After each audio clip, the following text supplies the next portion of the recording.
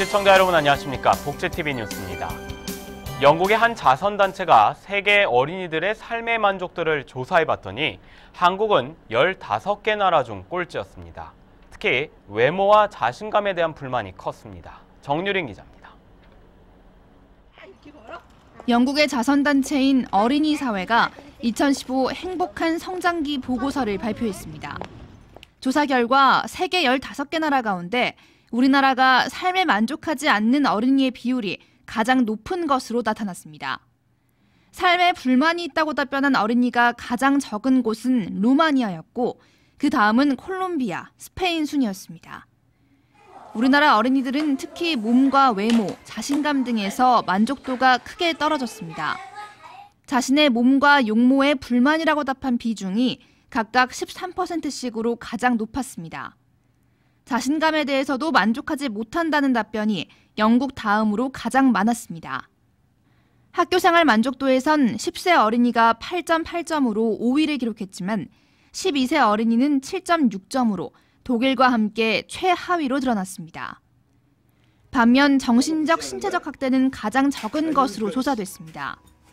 지난 한 달 동안 정신적 학대와 신체적 괴롭힘을 당한 적이 있는지를 물은 질문에 각각 4%, 11%만 그렇다고 답변해 가장 낮았습니다. 한편 어린이 사회는 2013년부터 2년간 15개 나라 8세에서 12세 어린이 5만 3천여 명을 대상으로 가족과 경제력, 학교 생활 등을 조사해 이번 보고서를 작성했습니다. 복지TV 뉴스 정유리입니다. 척수장애인의 원활한 배뇨를 돕는 자가도뇨. 이 자가도뇨가 현재는 선천성 환자에게만 요양급여가 제공되고 있는데요. 장애계가 선천성 환자뿐만 아니라 후천적 원인에 의한 자가도뇨에 대해서도 요양급여를 확대한다고 주장하고 있습니다. 김지영 기자입니다. 20일 국회의원회관에서는 국회 문정림 새누리당 의원과 한국척수장애인협회 주최로 척수장애인의 자가도뇨 요양급여 확대를 위한 정책토론회가 열렸습니다. 척수장애인과 같이 척수에 손상이 있을 경우 배뇨 기능에 장애를 유발하는 신경인성 방광. 현재 이러한 신경인성 방광을 치료하기 위해서 여러 가지 배뇨 방법이 존재하는데 전문의들은 그중 청결 간헐적 도뇨, 이른바 자가도뇨를 적극 권장하고 있습니다. 자가도뇨는 휴대용 도뇨관을 이용해 환자 스스로 몸 안에 오줌을 배출시키는 방법을 뜻합니다. 이 자가도뇨는 현재 신경인성 방광에 대한 표준치료법이며 요로감염, 결석 등 요로합병증의 발병률이 적고 타인의 도움으로 인해 발생하는 스트레스에서 벗어날 수 있다는 장점을 갖고 있습니다. 학교 다닐 때 이제 공동체 생활을 하다 보니까 친구들한테도 어떨 땐 부끄러운 모습을 보일 때도 있었어요. 세벌이니까. 그런 상황에서 이제 어딜 간다 하더라도 함께 못 가는 경우들도 많았고 그랬습니다. 근데 자가도뇨를 하면서부터는 그런 일이 거의 없습니다. 이에 건강보험공단은 지난 2013년부터 도뇨 관련 물품에 대해 요양급여를 실시하며 경제적인 부담을 덜어주려는 움직임을 보였습니다. 하지만 자가도뇨 요양급여의 경우 선천성 신경인성 방광 환자만을 대상으로 요양급여를 지원하고 있어 대부분 후천적 원인에 의해서 중도의 장애가 발생하는 척수장애인의 경우 이러한 혜택에서 완전히 배제된 상황입니다. 이에 세미나 참가자들은 형평성과 경제적인 문제 등을 해결하기 위해서라도 하루빨리 후천성 신경인성 방광 환자들에게도 자가도뇨 요양급여 확대를 실시해야 한다고 주장했습니다. 복지부 측은 요양비 보험 확대를 통해 척수장애인에 대한 지원을 확대할 예정에 있지만 당장 모든 후천성 장애인을 지원하기에는 형평성과 재원상 무리가 있어 단계적인 지원을 거쳐야 할 것이라고 밝혔습니다. 이 부분들은 아마 전체적으로 한꺼번에 가기에는 다른 요구들하고의 우선순위 논쟁에서 좀 논란이 생길 것 같고 단계적으로 하는 방안 중심으로 아마 검토를 좀 해야 될 거라고 판단하고 있습니다. 한편 복지부는 올해 하반기와 내년 상반기 내에 요양비 보험 확대에 대한 논의를 거쳐 약 500억 원에서 700억 원의 재원을 확대하는 방안을 확정짓고 척수장애인의 의료급여 지원에 대한 논의를 진행하겠다고 밝혔습니다. 복지TV 뉴스 김전입니다. 전남 완도군에서 발생한 염전 노예 사건과 관련해 검찰이 불기소 처분을 내렸는데요. 이에 장애계가 광주고검에 항고장을 제출했습니다. 이번 사건과 관련해 광주시 장애계 단체가 기자회견을 열었는데요. 광주에서 양혜슬 아나운서가 전합니다. 불기소 처분 웬 말이냐? 제대로의 논사 없이 불기소 처분 웬 말이냐? 불기소 처분 웬 말이냐? 광주고등검찰청 앞에서 염전 노예 사건에 대한 불기소 처분 결정을 규탄한다는 기자회견이 열렸습니다. 마치 노예처럼 쉬는 날도 없이 매일 고된 축노동, 또 노동만 고되면 되는데 폭력도 이들렸다고 해요. 그리고 폭언도 서슴없이 했다고 합니다. 이 사건은 전남 완도군의 한 염전에서 10년이 넘도록 갖은 폭행과 노동 착취에 시달려온 지적장애인이 피해자에 대해 현대판 노예라며 염전 노예 사건이라 불려온 것입니다. 장애 감수성을 가지고 지적장애인 특성과 또 조력인들의 도움을 받아가면서 충분히 조사할 수 있어야 합니다.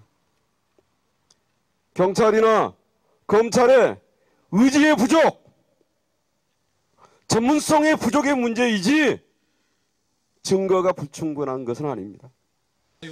지난해 말 염전업자들을 근로기준법 위반, 장애인 차별금지법 위반 등으로 형사고발했으나 검찰은 증거 불충분과 지적장애를 가진 피해자가 진술을 하지 못한다는 이유로 혐의 없음 처분을 내렸습니다. 검찰은 이번 사건이 장애인 한 사람의 개인적인 사건이라고 소홀히 여길 것이 아니라 중대한 인권의 문제라는 점을 자각하고 마땅히 재수사에 착수해야 할 것이다. 장애인 인권침해 예방센터에서는 지난 12일에 염전 노예 사건 불기소 처분과 관련해 광주고등검찰청에 항고장을 제출한 바 있습니다. 장애우 권익문제연구소와 장애인차별철폐연대 등 광주장애인단체에서는 불기소 처분의 부당함을 밝히고 검찰의 재수사를 요구하는 과정이 진행 중에 있습니다. 광주에서 복지TV 뉴스 양혜슬입니다.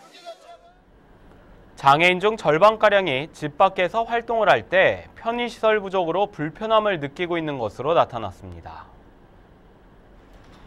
한국보건사회연구원이 장애인의 사회 및 문화 여가 활동 실태와 정책과제라는 보고서를 발표했습니다. 보고서에는 장애인 약 45.3%가 외출을 포함해 집 밖에서의 활동이 불편하다고 응답한 것으로 나타났습니다. 불편을 느끼는 이유로는 장애인 관련 편의시설 부족이 47%로 가장 많았고 외출 시 동반자의 부재 등 순이었습니다. 한편 이번 보고서는 한국보건사회연구원 보건복지포럼 8월호에 실려 있습니다. 정부가 최근 산후조리원 이용이 일반화되는 추세를 감안해 조리원 비용을 일부 지원하는 방안을 검토 중인 것으로 알려졌습니다.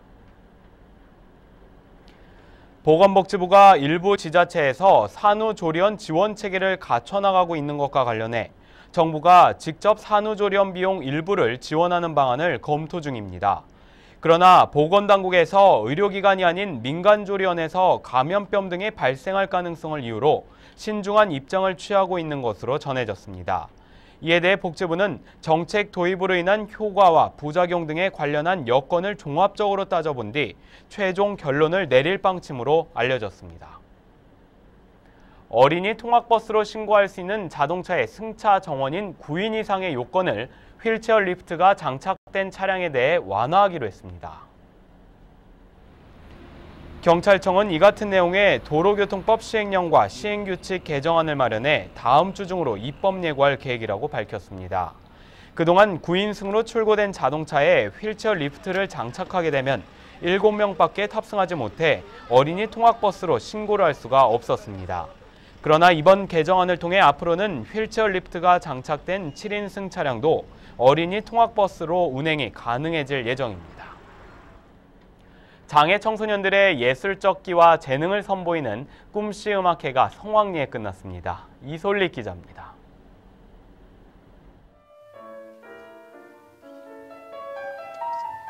연주자의 손끝에서 모차르트 피아노 협주곡이 연주되자 오케스트라 소리가 잠시 멈춥니다.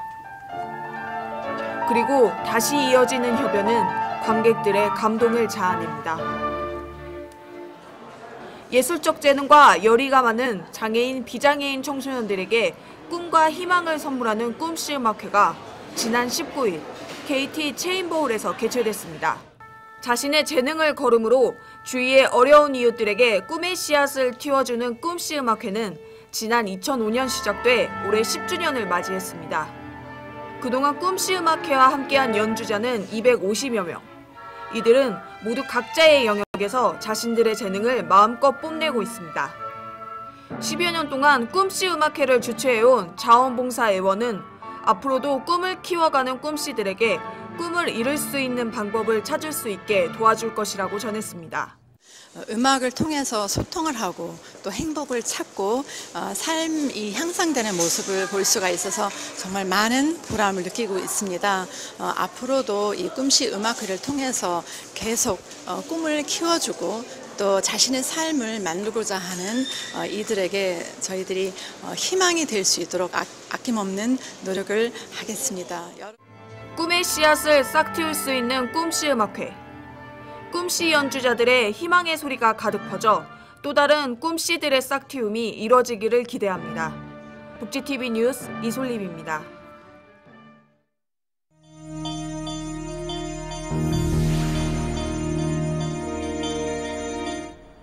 이어서 간추린 뉴스를 전해드립니다. 대한장애인체육회가 2015 장애인체육 UCC 공모전을 실시합니다. 공모전에는 장애인의 행복한 삶과 영위를 위한 체육활동 참여를 주제로 장르나 소재 제한 없이 국민 누구나 참여할 수 있습니다. 접수는 오는 10월 1일부터 12일까지입니다. 한국자산관리공사 캠코가 한국시각장애인연합회와 시각장애인을 위한 오디오북 마음으로 듣는 소리 시즌2 제작에 들어갑니다. 이번에 진행되는 시즌2는 국내 최초로 만화도서를 그림 해설을 통한 오디오북으로 제작할 예정입니다. 제8회 서울 노인영화제가 공식 트레일러를 빛내줄 주연 배우 선발 공개 오디션을 실시합니다. 서류 접수는 9월 3일까지며 공개 오디션은 9월 5일 개최할 예정입니다. 한편 서울 노인영화제는 오는 10월 21일부터 23일까지 서울극장에서 진행됩니다. 성민복지관이 서울 노원구와 영신여자고등학교, 불암고등학교 등 4개 학교 발달장애 청소년들에게 직업재활 서비스 점프업을 진행합니다. 전환교육은 오는 12월까지 열릴 예정이며 교육으로 직업 흥미 검사와 이미지 메이킹 훈련 등이 진행될 예정입니다.